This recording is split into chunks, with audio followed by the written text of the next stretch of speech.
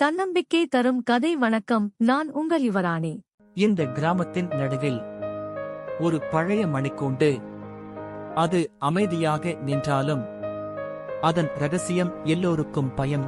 அந்த மணிக்கூண்டை தினமும் பார்த்துக் கொண்டே இருந்தான் ஆதி. வாழ்க்கை அவனை சோதித்துக் கொண்டே இருந்தது. அன்று இரவு மழை கொட்டியது, மின்னல் வெட்டியது. கண்களில் கண்ணீர், மனதில் நம்பிக்கை. எனக்கு ஒரு மாற்றம் வேணும் என்று அவன் உள்ளம் கத்தினது. நள்ளிரவு 12 மணி. மணிக்கூண்டு உறைந்தது போல நின்றது. அந்த அமைதி பயங்கரமாக இருந்தது. Tongue tongue tongue.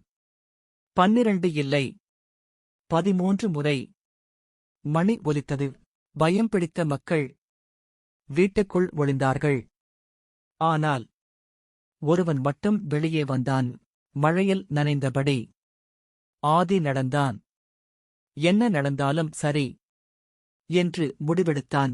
மணிக்கூண்டுக்குள் ஒவ்வொரு படியும் அவனின் வாழ்க்கை போல் கடினமாக இருந்தது.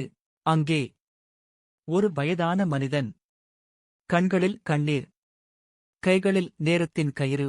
நான் தான் இந்த கிராமத்தின் நேரம் என்று அவர் சொன்னபோது ஆதியின் இதயம் நின்றது.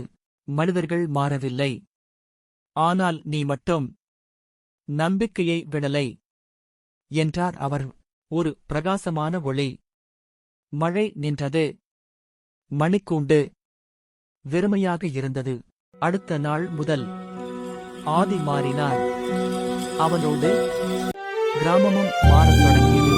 அம்மாவின் முகத்தில் மீண்டும் சிரிப்பு. மணிக்கூண்டு இனி மணி அடிக்கவில்லை, ஆனால் மனிதர்கள் விழித்துக் கொண்டார்கள்.